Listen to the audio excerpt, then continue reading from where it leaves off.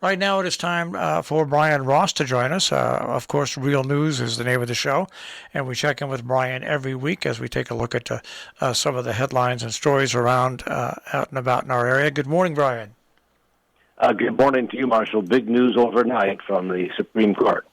Yeah, and I saw it, and to me it said, well, here we go. But then I also saw that Roberts and the liberals dissented, which still doesn't help. But it is a really it sounds the death knell for a lot of things that have been held sacred by the Supreme Court for many years. Indeed, and Justice Roberts, it was a 5-4 decision not to block this new Texas law which bans any abortions after 6 weeks about when a heartbeat can first be detected, although at that point 85 to 90% of women don't know that they're pregnant. So it essentially shuts down, for the most part, abortions. And the way it was written was, in its own twisted way, very clever, because it bars state officials in Texas from enforcing the law and instead essentially deputizes bounty hunters, local residents, any residents anywhere, to sue anybody who helps make an abortion possible, including the Uber driver who takes the person to the abortion clinic. And this has got the Supreme Court all twisted in knots, and the court said essentially, well, this is a procedurally complex, we have to think about it. Justice Sotomayor said, well, the court's just burying its head in the sand, because the precedents before the Supreme Court ruled that it's a question of viability outside the womb as a kind of a turning point deadline, and that's thought to be between 21 to 24 weeks. It's a groundbreaking. I'm sure today there will be a lot of different back and forth in the news, but really it does lay the stage for Roe versus Wade to possibly be stricken. Right, the court, that was the court precedent, decades ago, and now it appears there's momentum to essentially undermine that. A number of states across the South mostly have banned abortions as effectively by making these dates, of 18 weeks, 6 weeks, and they're probably, in likelihood, people are predicting that other states will adopt the Texas language in their own states if the Supreme Court allows us to stand. And so far, it has. They could have issued an emergency stop of that law while they considered it, but they did not. And from the point of view of those who support women's reproductive rights, this is really bad news. All right, I want to move from that story to what also broke overnight, and that was about 5 to 8 inches of rain from New York City up into the Hudson Valley. And once again, New York City, when you see the pictures that come out of the subways, just about brought to a standstill yesterday with that amount of rain. Right, and actually I'm speaking to you this morning from New York City. I was out last night coming home from a restaurant at the height of that storm. I've never seen such intense rain, but for all effects and purposes now, the New York City subway system is shut down. It flooded, and we think about the effects of global warming and the infrastructure needs to prevent that from happening, but the rain just overwhelmed the subway system, so it's shut down. So there are millions of New Yorkers who will have a hard time getting to work today. And what's interesting about that is, if you remember back to Superstorm Sandy, the rain caused the same problems.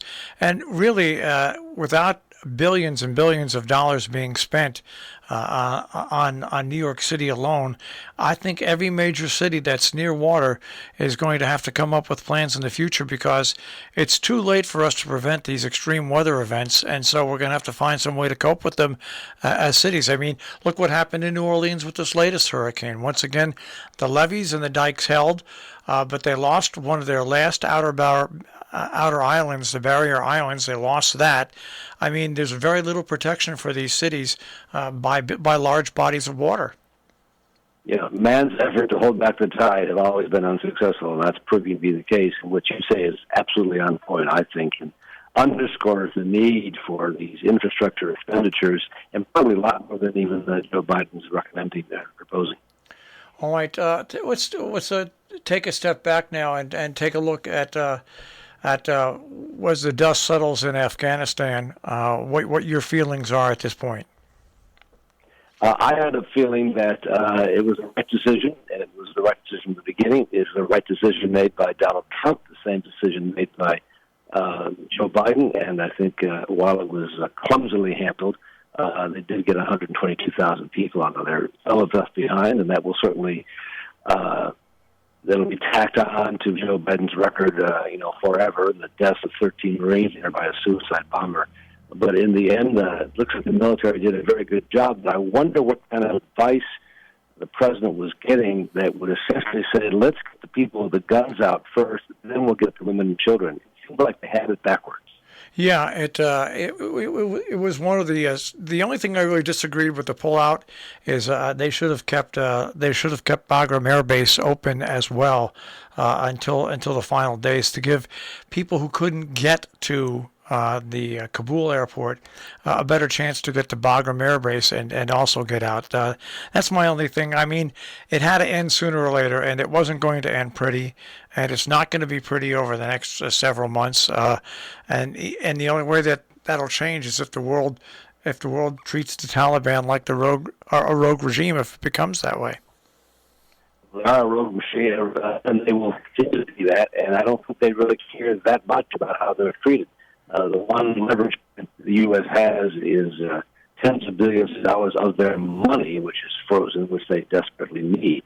That's the one sort of leverage point we have now to get the remaining Americans out and to try to prevent them from turning the whole country back to the Dark Ages, which, of course, is the underpinnings of their faith. Well, we sit and take a look at that, and now we have basically with Afghanistan off the map for right now, which will probably come back politically.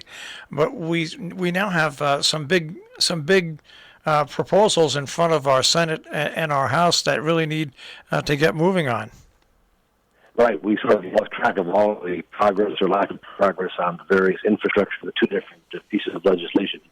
But I think we conclude that even though that war is over, the country here is still not at peace. We are still divided about that, and what's going on in Congress certainly underscores that.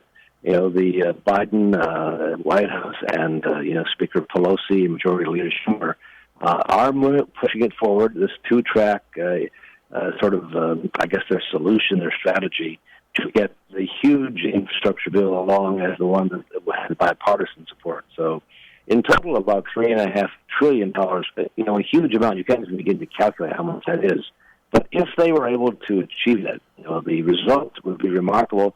And frankly, if you look at what's happened already with the payments for people who have children, the reduction in hunger in this country, the reduction in child poverty is just staggering.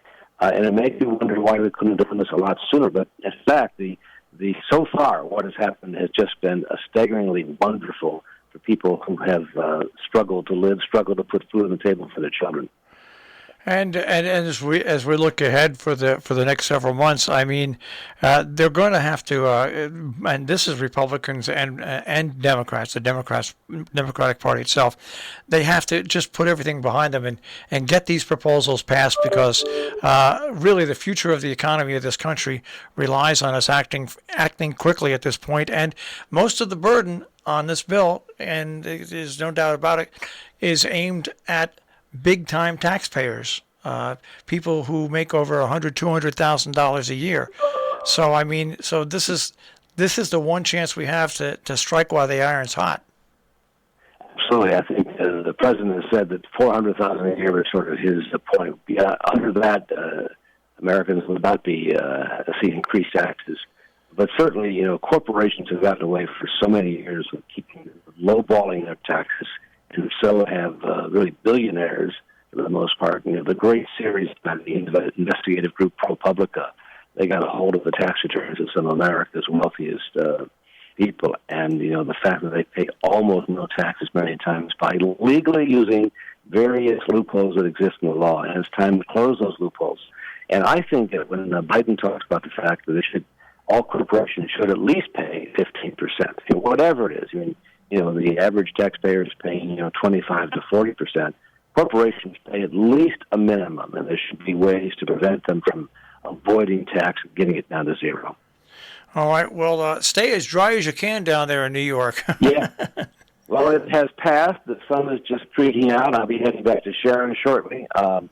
It'd be good to get back. But yeah, this place got wrecked by that storm. 3.5 inches in an hour is a lot of rain, and that's what it was in Central Park. And it was just, I was fortunate to get one of the last cabs left because they ordered all vehicles off the street around 9:30. Wow.